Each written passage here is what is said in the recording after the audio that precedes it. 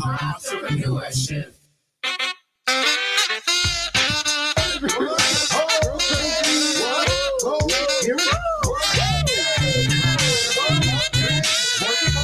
Before you get told, you got see, I run my own thing like I won the championship ring. Period. So I say to all my misses, I'm looking fly, I rock my business. Okay. Now my friends be dialing, calling, while I'm having fun and balling. Everybody get on the right shit, sister for attention. Entrepreneurship. Rip, flip, do your own thing. Hey, entrepreneurship. Everybody get on the right shit, sister for attention. Entrepreneurship. Rip, flip, do your own thing. Hey, entrepreneurship.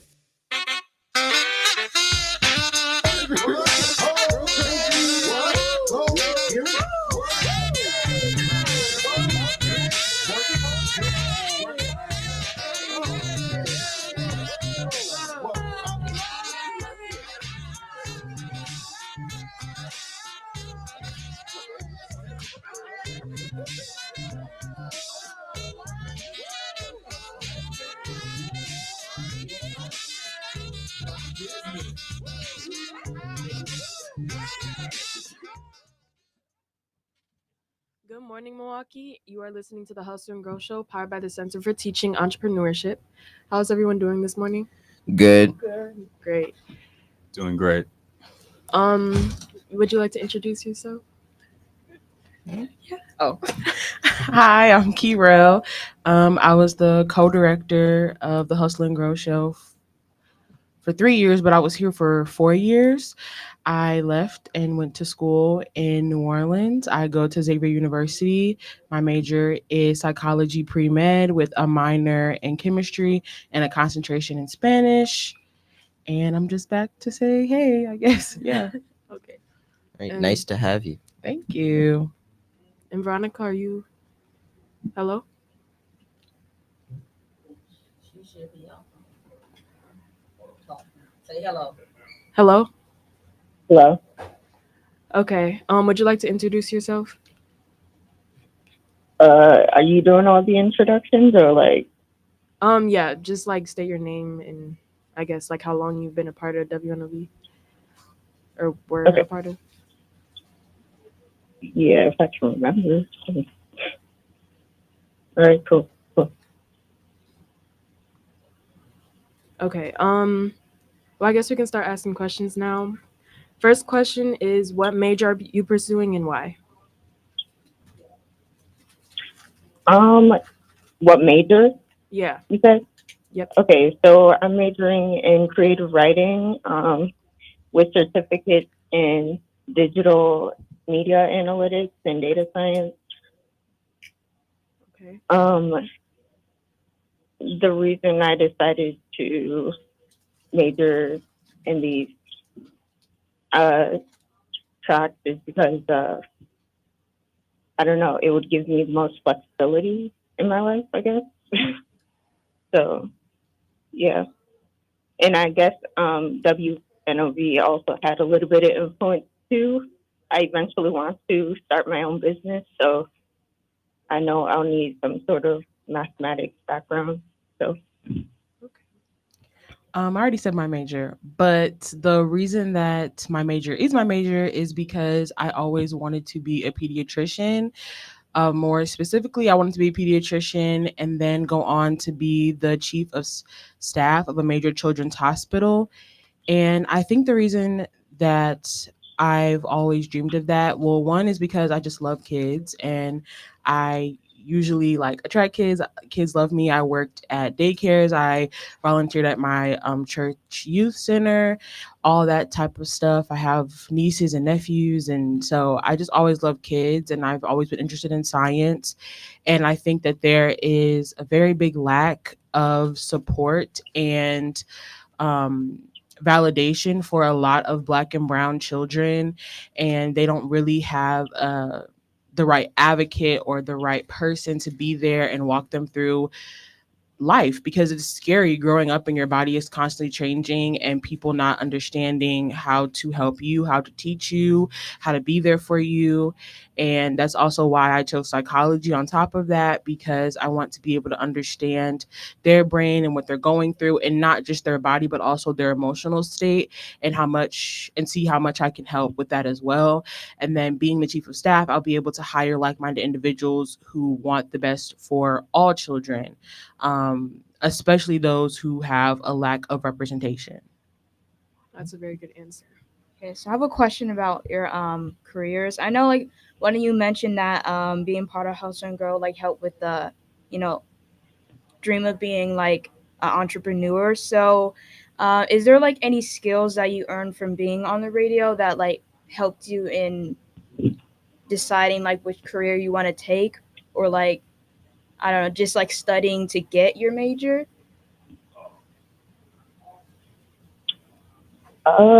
That's a very good question. I should probably introduce myself. My name is Veronica. I've been part of Health and Growth since 2018. And I would say something that I learned on the show is, I don't know, I would say there's plenty of skills that really helped me. I guess communication, just taking on a leadership role, because I was once co-director of the show.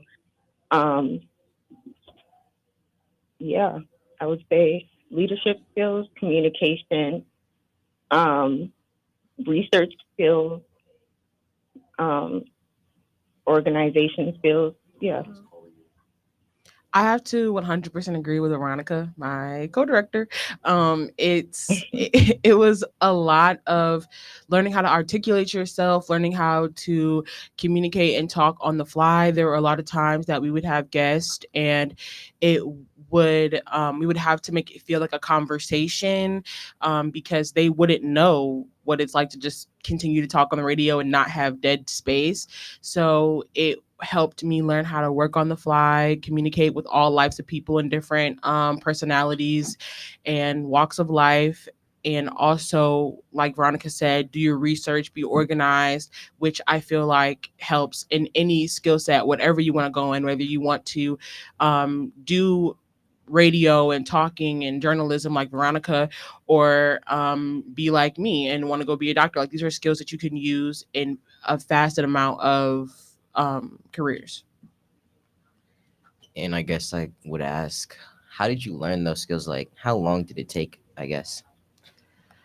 I feel like Mr. Kelly did not, like, he let you know what it was and what it wasn't, like, from the jump. Like, he let you know there is no dead space allowed. You have to be able to be vocal and, you know, speak up. I feel like I've always been a person who can just yap for hours. Like, if it's dead space, baby, I have to feel it. Like, it just feels weird. So talking was never the problem. I think learning how to add other people and make sure that the conversation is productive was a skill that I had to learn. And I probably say like it took about a year to feel really comfortable in what I was doing. And then that's when I got offered like higher positions, because I grew to love it and organize, and like from start to finish, organizing it, doing the meetings, going in and figuring out who wants to ask what question, what the topic's going to be, how can we make it engaging and interesting for young people, and then wanting to go even deeper, like wanting to make an Instagram page, wanting to do it on YouTube. So it just grew after, yeah, like I'll say a year. I don't know how it is for Veronica, but I'll say like it took me about a year. I'm sorry, can you repeat the question? How long did it take for you to get comfortable doing the radios?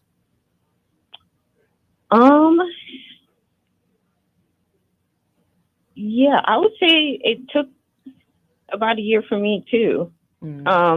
I remember when we had a lot less people, so there was a lot more demand on the few of us that were there to keep the conversation going, come up with engaging topics, and really just uh, just yeah, keep the show moving. Thank you for that input because when I started, I was very nervous. I was asking my teachers, like, what's the best way to do these things? So, yeah, that's very helpful. Yeah, I feel like nerves are very normal. Like you're getting on here on a mic, having to fill a conversation space, and sometimes you're like, okay, what else is there to say about this one topic? And then you just have to find a way to keep it going. But I feel like as you keep going, you'll grow to love it and be more comfortable with it as time goes on. Oh, you guys are doing great. So Thank you. So at your at your like university or college, how diverse is the student body and how do you think it affects campus culture? that's a good question. I well, me personally, I go to a HBCU. I did that on purpose. If no one knows, if anyone knows what that is, it's a historical Black college or university. I have went to PWIs my whole life. I think I had this conversation with Mr. Kelly as well before I left, or when I was deciding what college I wanted to go to. Like around my junior year of high school, I did not want to go to PWI. PWI is a predominantly white institution any longer. So my campus is not that much diverse. Like majority of the people there are Black, and I like it that way. There are like obviously it's not exclusive to just Black kids. So there's some Asian kids who go there, a couple of white kids, a couple of kids from other places of the world. But for the most part, it's just Black people. So oh, and then the how does it affect the campus life? I think that is great. I love being around my people. Um I love feeling understood. Girl, if my hair look kind of wonky, you gonna tell me, you gonna know how to fix it. Like I love it. So I think that is great. For me, I go to a PWI, public college, University of Wisconsin Madison. Um, as you would expect, it's not that diverse. But when you find your people, um, I would say the connection is there, because you're all in the same boat. You're you know the few on campus, um, and you're just struggling, or not really struggling, more like try to trying to make it in through an environment where people aren't always looking out for your best interest. Mm. I know that sounds terrible. Like, why would you ever want to put yourself in that position? But like, when you find those opportunities to connect people with people like you at a PWI, I feel like those connections are a lot stronger because they're You guys are going through definitely the same stuff. yeah, yes, exactly. So it sort of makes that bond a little bit stronger. Yeah. Yeah. Oh, hey y'all. I'm on the line now. Oh, hey, Hey, Daquan. would you like to state your name, what college you go to, and how long you were a part of WNOV? Oh yeah, for sure. So my name's Daquan, or just Quan if you prefer. I go to Marquette University, and I was on WNOV for I think about 2 years. Okay. Yeah. Oh, and just to clarify, sorry, everybody who we are interviewing right now used to be a part of WNOV, and they went off to college, so we're just reuniting with them and asking them some questions. And the next question is, what resources does your college offer for career development? Cool. I take that if y'all want. So again, I go to Marquette. Marquette is if there's one thing Marquette is very apt on, it's making sure that people can be like prepared for life after college, I'd say. Uh, so we have a career center. We have counselors who in our own respective colleges who have like uh, who are actively preparing us for life after college. Uh, there's a lot of professional events that happen on campus. Whether they just be like meet and greets with actual like alumni who are succeeded, uh, or like former professors who were formerly like major within respective fields. So like my school was very they put a strong emphasis on just being career driven, almost to the point that it feels a bit unnecessary in my opinion. But like uh, it's good work. It's good work that they're doing. For me, I go obviously, like I said, to Xavier, and they're known for producing the most Black physicians. So they're very big. There's literally a whole section of the campus that's just for pre med students. We have our regular advisors and pre med advisors. We have people on site to talk to us about our portfolio and internships and MCATs and stuff like that. So it's very driven deep in that regard. On the psychology department, they have constant internships that are coming up, constant opportunities to do research on campus and off campus. So it's very big on preparing you for the future and instilling in you what you need to know to succeed on the next step. Because a lot of people who go to Xavier, they're not stopping at their bachelor's degree. So it's more so preparing you for the next step to get to your career and not so much your career exactly. I can't speak for every major, but that's for my major specifically. Um, I yes, for UW Madison, we have a surprising number of resources for. Well, I shouldn't say surprising, but a lot of resources for career development or even just like trying to figure out a career. We have something called Success Works where you can like uh, figure out how to create a competitive resume, practice interviewing skills, uh, even just like I guess meet up with people in your career path, mentorship. And then throughout the year, we also have career fairs, internship fairs.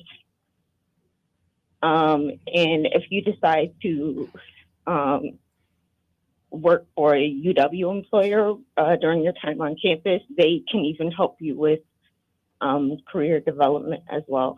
So, yeah.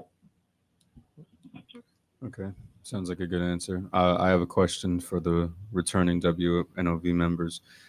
Since you're all in college right now, what advice would you give to incoming college freshmen or those that will be going to college after their senior year regarding class schedules, classwork, extracurriculars, and your overall free time? What advice would you give there? Mm. I can go first. So one thing I wish I started doing during my freshman year was preparing for the future. I'm about to graduate. I'm going into my senior year, and I wish I had started thinking about um, saving for the future, building a credit score. All of that stuff is going to be important once you leave college. It's not important when you're in college, or I should say, not as important. But once you head into the real world, I guess you could say, that all of that stuff starts factoring into your life. So I feel like mine is like a little bit opposite, which is good because you can get yeah, the both sides of it. right. Because she's talking more about after, and I'll talk more about in it. I feel Mhm. like I wish that I was a little bit more carefree. I was super nervous and anxious, and then comes over planning and constantly putting pressure on yourself. I felt like the world was on my shoulders and I was only a freshman, but there was so many opportunities to grow and learn and change my mind. When I first came in, my major was bio pre-med, and I felt like that had to be my major. And talking to people and upperclassmen and just knowing that it's okay to not have everything figured out. It's okay to not know exactly the path that you want to go down.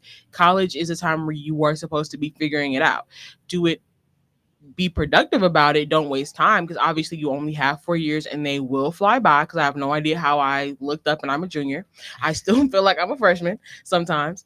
But knowing that it's okay to make mistakes, it's okay to not have everything figured out, to do what you want to do. You're going to get into college and there are going to be tens and thousands of different friend groups, people who talk to each other, this, that, and the third.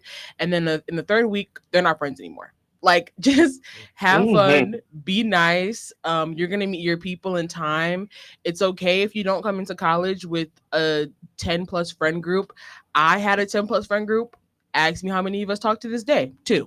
That's how many. 2. And so it's just a time where you need to focus on you. What do you want to do? What are your interests?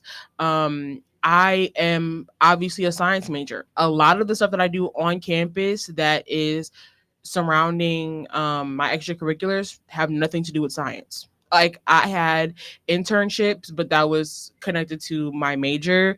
Stuff that I'm interested in, the leadership roles that I have on campus, nothing to do with science, nothing to do with STEM, because I'm interested in that. Like, it's a time to be like, you're not just your major. Find things that you like to do outside of your major, because that's going to help you and giving you the energy to actually focus and do good work. Because if you're constantly working and working and working and not feeding into yourself, you will fail and you will burn out. Yeah, I agree with that so much. Yeah, I'd argue, man, let's just say fail. Oh my gosh, there have been so many times in my college journey where I was just so like bent on succeeding in something, getting a really good grade in something, or making friends with a singular person, that like I just lost sight of like what it was I actually wanted in my life, you know. And it took a lot of rather unfavorable behaviors for me to understand that like not everyone's going to be a friend. You're not going to get in every class, uh, and your wings are going to get clipped more than once, and that is more than okay. Because my other former co-host mentioned, like, college is your chance to be selfish, it's your chance to change and morph into the person you want to be growing into once you're out of it. You know, because you only get 4, maybe 5 years in this place, and then like you're Daquan, shipped to the world. I'm so sorry. We have to continue after our commercial break. We're gonna go pay some bills. We'll be right back.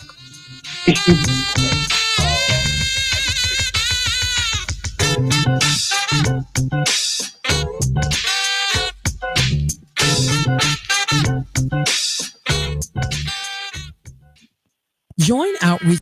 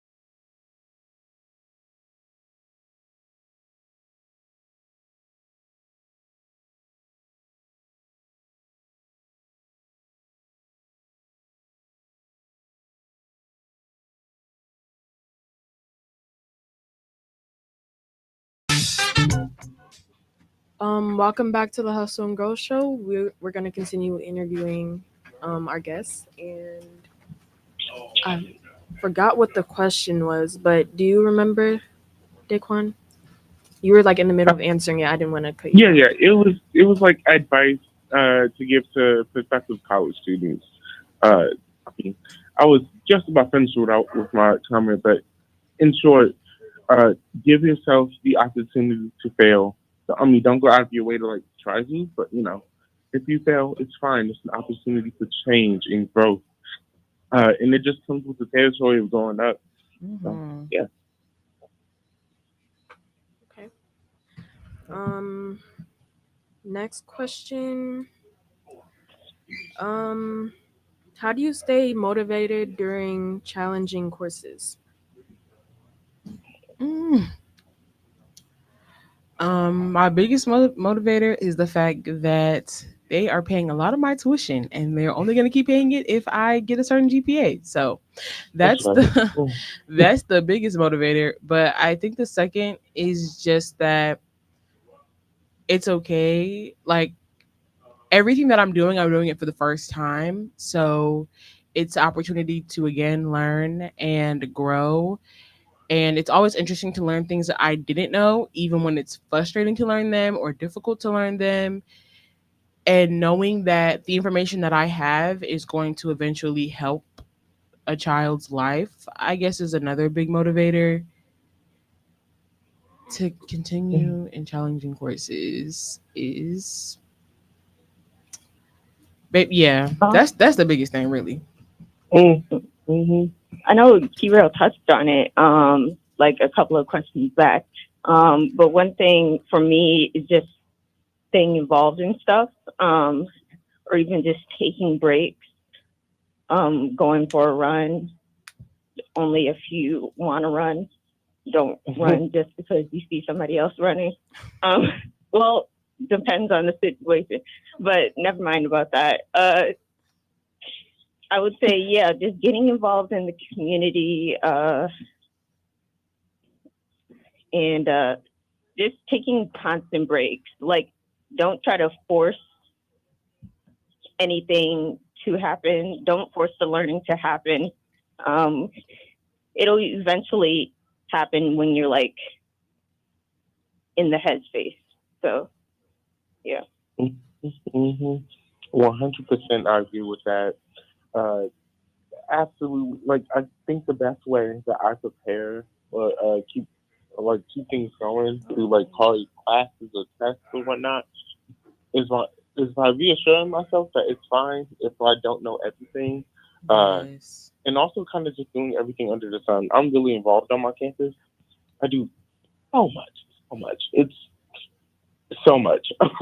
uh, so, and a lot of these things bring me joy. So I always try to focus on what it is in my life currently that brings me joy, and channel that joy into like really everything I do, which does include persevering through even the worst classes. But yeah, because more than likely the worst classes are the classes that you have to take. So yeah.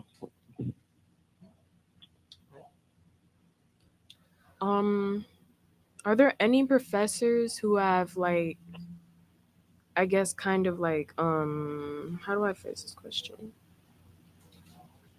Do you have any professors who have like given you some good advice or like something that you think you'll carry with you after college? Mm. I Yes, my first biology professor, um, I was struggling so hard with not understanding and just being upset at myself that I didn't know everything immediately. And because before this in high school, not that learning came easy to me, but I enjoyed it and it happened fast and I understood things pretty fast. But with this, it was like a whole new world and trying to learn how to study for this and understanding this whole new language because she was throwing so many things at us at once. And she just kind of, I remember being in her office for the 110th time and she just looked at me. She was like, "You're not going to know everything. Are you a doctor yet? Do you have your doctorate? you have your bachelor's degree? No. You're a freshman who's learning a whole new language and trying a whole new way of learning because that's how you need to learn. And you're not going to understand everything immediately. You're not always going to get 100s, and that's okay. And I feel like I really took that to heart because it's one thing, like, we can get on here and tell you, oh, it's okay to fail. It's okay not to know everything. But having someone who went through it and is looking you in your face and is like, I'm teaching this stuff. I know how hard it is. So I'm not expecting you or anyone else in your class to understand it immediately. And that's okay. Is really reaffirming. And every time I don't get the test grade that I want, or I don't understand something immediately, even if it's not in biology or even if it's not anything in STEM, that like up into my head that this is my first time doing this. I'm not going to know everything immediately, and that's okay.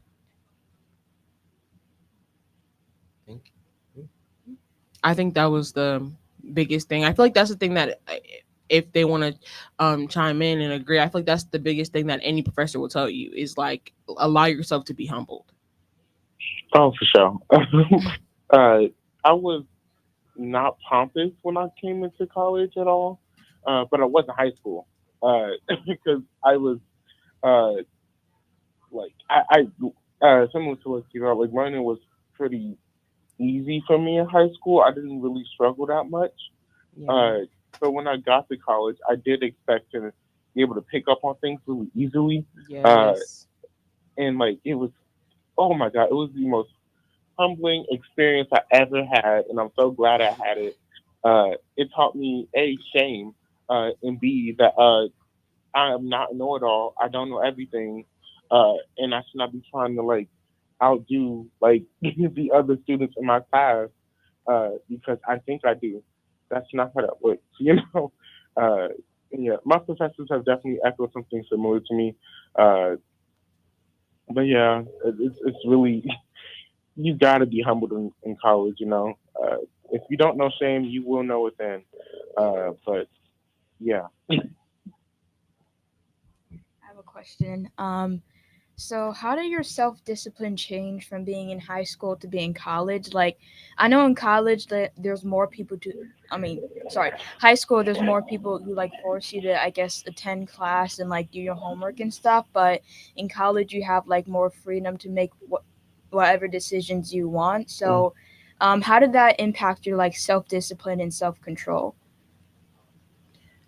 Dang, that's a really good question. I would say for me, uh, it was a learned process. Um, Once you start seeing the results that you don't want to see from the actions that you know you shouldn't be taking, then that's when you know something's got to change.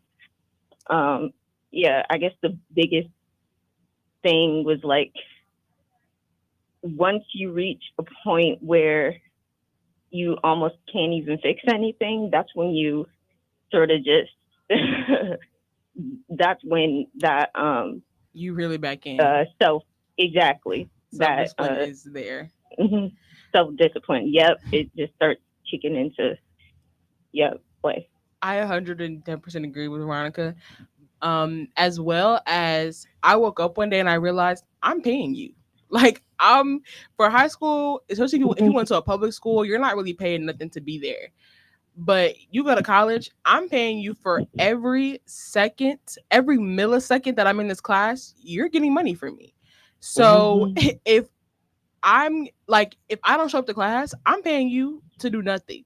Like, if I don't show up to that class, even if it's an 8 a.m. class, you just got a whole free day of pay, baby, because you ain't teaching me nothing. So I'm sitting here realizing, oh, I'm not going to skip your class, because if I skip your class, you're getting paid for free. And a lot of times at Xavier, they're really big on critical thinking. So they will leave gaps for you to try to figure out yourself. So I'm already kind of teaching myself. So any teaching that I can get for you, I'm going to get it because I'm paying you to do it. Same thing with office hours. I'm going to be in my office. Every time you have office hours, baby, I'm going to be there. Because everything I'm paying you for, I'm leaving here with something. I'm getting my money's worth. So I feel like that's my biggest motivator, or help me with self-discipline, is realizing that everything that I do that's not extracurricular, I'm paying them for. The tutoring, that's included in my tuition. That those office hours included in my tuition. That lecture class, that lab included in my tuition. Mm-hmm. Okay. Mm. We got to move on and start talking about past shows. So if you guys remember like any, I don't know if you guys remember any, but what do you think your like best show was? Like you spoke up, there was barely any dead air. Like what do you think, you know, was your best show? Ooh. Ooh. Um. Ooh. There was one show, and I'm not sure if the other co-hosts remember this, but we were like trying chips and snacks on air. I think it might have been like Oh a yeah. dinner show. That was probably my favorite show, and the one show where I felt the most opinionated. Because I think we tried like rap snacks or something like that, Yeah, it was like and a it was bunch of different stuff. yeah, it was crazy. But like I also like I never like disliked something more, and it's really easy to yap about something when you dislike it. Oh my god, I remember you were such a hater of the rap snacks. Yes, Now it's coming back to me. It's coming back to me. You talked the most in that episode. literally, Who's I was talking about much that pie more than I though? am. Yeah, Yes, it was a pie. It was a pie. It was a pie. I no, Yeah, Daquan, I feel like you hated everything. Like everything that was brought out that day, you did not like it. I was I so thought you were the picky one back hating then. on the pie. No, I yeah, recall no. somebody saying it tasted like oil or something. I did hate on the pie, but I like the rap snacks. I was hating on the pie though. But I don't like pie. And I said that before we tried it. So my opinion shouldn't have mattered. You did.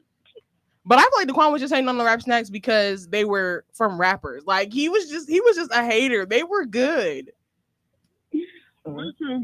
I wasn't as accustomed with rap music back then, because my mama didn't put me on. Okay, I'm much more attuned to it now. Uh, I still don't like rap that stuff. Why? It's too person for on. I would eat food. I would do something else. I don't even like chips. I don't like chips. Yeah, no. I feel like but the pie okay, be for real, y'all. The pie was tasting like oil. Like it had no flavor. I It was actually gross. don't remember why we tried the pie. Was Same it from one. like a celebrity? Was it Yeah, It was what's her Patti name? LaBelle. Yes, You better that remember pie her is name. disgusting. Mm-mm. And everybody was just eating it up. Like I know I'm not tripping. Like, yeah, okay, I don't like pies. But that pie just tastes like cardboard and oil. And everybody was yumming it up. Like Listen, I don't even eat pie now. I kind of got on your train here. I don't even like pie these days. you were eating that pie that day. Listen, it was as a courtesy, maybe, or maybe I just didn't eat that day. I don't know. Maybe it was early. I don't know what's the reason. I don't agree with Pasquan's actions. Okay. Me neither, because them rap snacks were good. So that was good. I totally forgot about that show. Yeah, I was a hater of the pie, but I liked everything else. So Since we're on the subject, what's your favorite thing we've like tried on the show? Because I think there was a couple times where we tried something.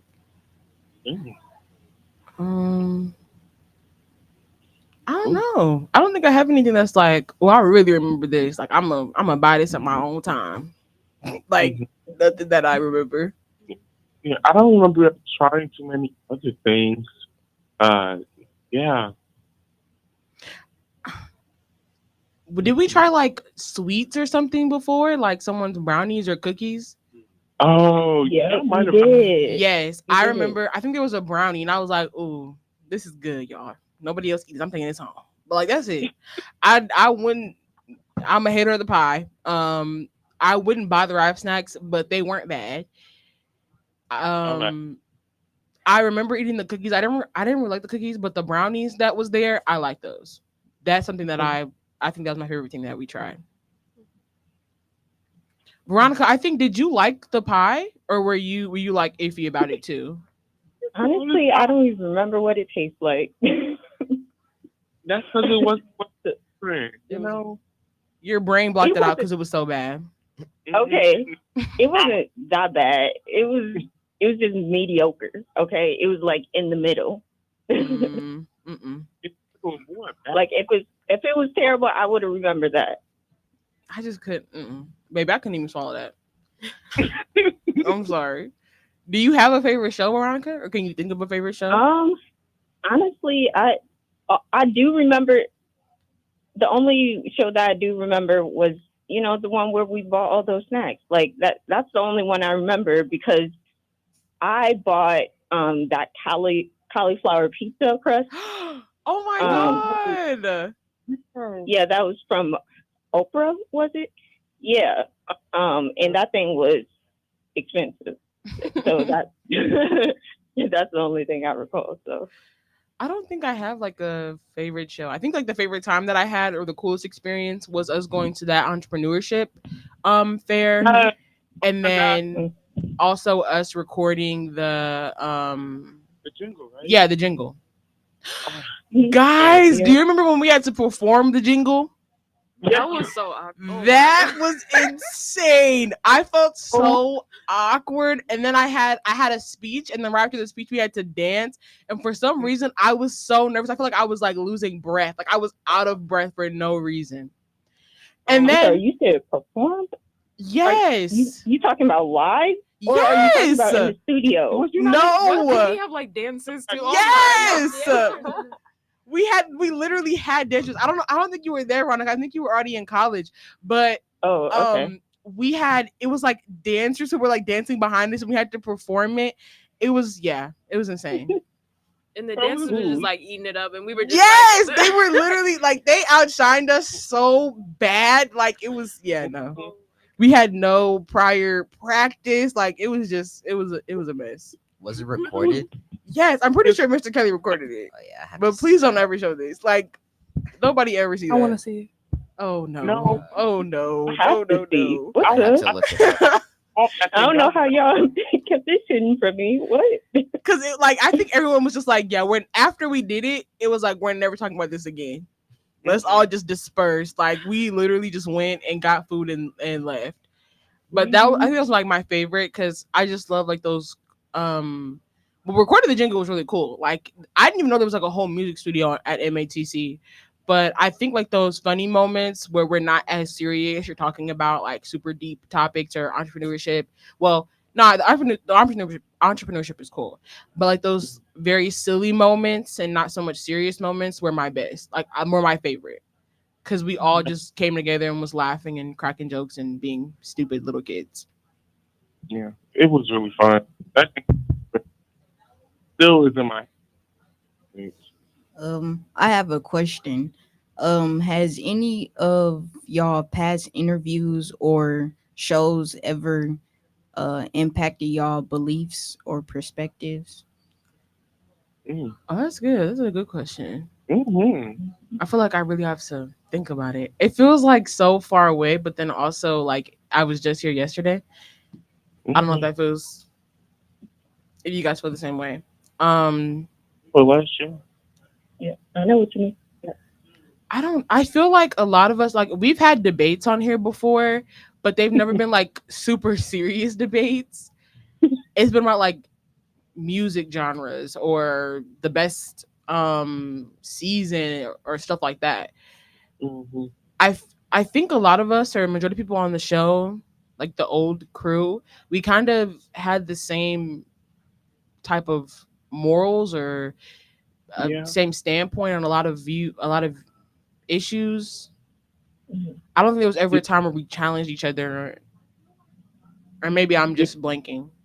No, I think that we definitely held some of the same points. And I might have just of us living in the same city around and whatnot, but like, yeah, I can't think of any examples like something really challenging me in my chest and that a core belief, because that's really hard, especially like, but yeah.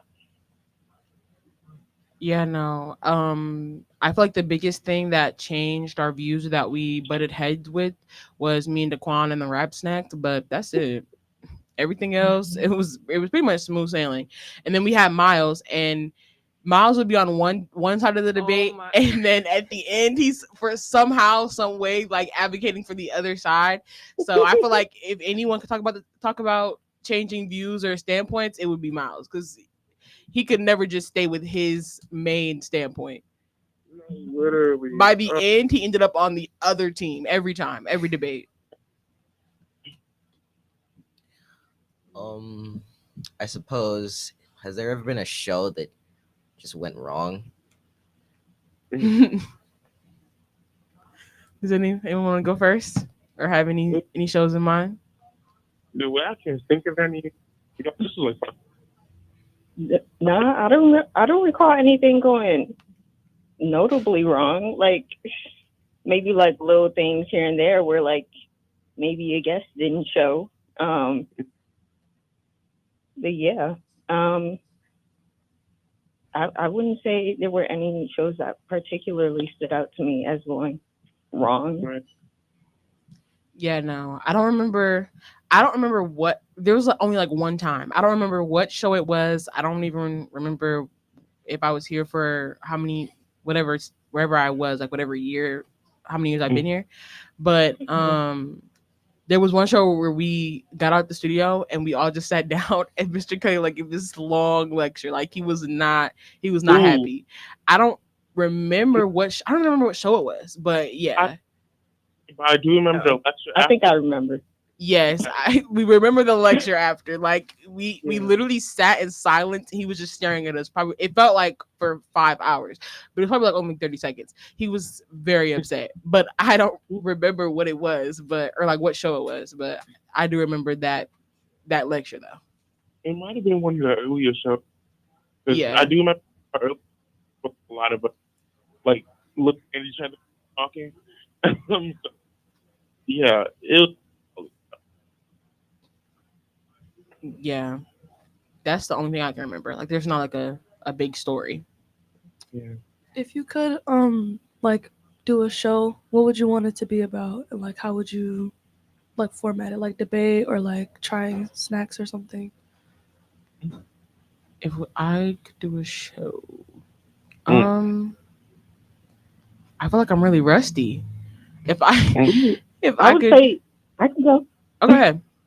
Yeah, I would say if we're going to do a show, I would say it should be about the crazy stories or you know, things that have happened in college. I would say I think that would be interesting. So that'd be fun. I like that idea. Yeah. Mm-hmm.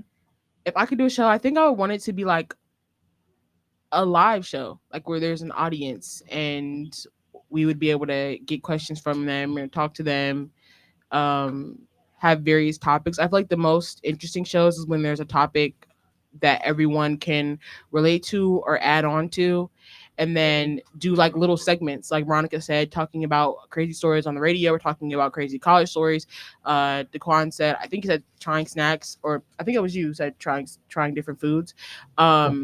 Trying different foods and snacks in front of everyone, and you know, giving ratings, because like I said, like the most interesting and fun shows when we, like Daquan said, well, he's the most talkative when he hate on something. Like I feel like every show where he was talking the most, he was hating on something.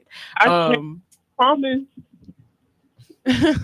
And so a show like that, I feel like would be the most entertaining and interesting. Like my 4 years, I always wanted to find different ways to interact with the youth and really make this a show where young people, teenagers, preteens could come and really enjoy it. So anyway, that we could do that. I think that'd be a fun show. Yeah. Ideal show. Yap on it. Whatever. You mean like something on TikTok or something? Because I find it hard to believe that a lot of youth are really tuning into the radio. Yeah, like doing TikToks or something. That'd be fun. I feel like that'd be cute. Yeah. Give it a hybrid. Yeah. Maybe don't go on Facebook. And Daquan be good at that. Daquan is a certified yapper, so I feel like that'd be really fun. Yeah. Can I ask you guys a question? Yeah. I don't really. I feel like I wish that I could keep up more, or I'm gonna start keeping up more with the show. But what is your favorite show that you guys did so far? Yeah, that's a great question. Maybe the show when Brina and Ian first came onto the came into the program. That was very entertaining. It was fun to see some new perspectives. I showed them to the program. I was at school with them, so I asked them did they want to like join this radio show with me, and they said yeah. So that was very fun. That's nice. That's so cool. Uh, So you guys knew each other before coming. Mhm. Do you guys feel like you kind of bicker like siblings? Like when we're taking the picture, I think Ian had said don't take that or something. Like do you guys feel like you have that kind of rapport? Yeah, we're. I mean, we're not super close. I mean, I'm not speaking for everyone, but yeah, I say we're closer than where we were just at school. That's cool that you guys are growing together. Yeah, I also like the shows where we like try stuff because I feel like it gets us on like one topic that like everyone can relate to and it's not like serious. And I think Rena and Ian has been here for like I think 2 shows or 3. This is the third. I think Yeah. this is the third. And we haven't tried anything since, so like we should probably maybe like next show or like a upcoming show we could like try something, because I feel like that's where we like bond a lot. Yeah. Doing the more less serious topics. Mm-hmm. Okay, and that about wraps our interview up. Thank you for tuning in to our 7th anniversary celebration show. And I would like to thank our guests for tuning in as well and joining us today. And any closing comments? Thank you for having me. This was so fun, and it was Thank fun you talking for to coming. Veronica and Dequan again. Yeah, thank you all for coming. Thank you. Yes, thank Bye. Bye, Milwaukee. Thank you for you. having us. Bye. Up there. Oh.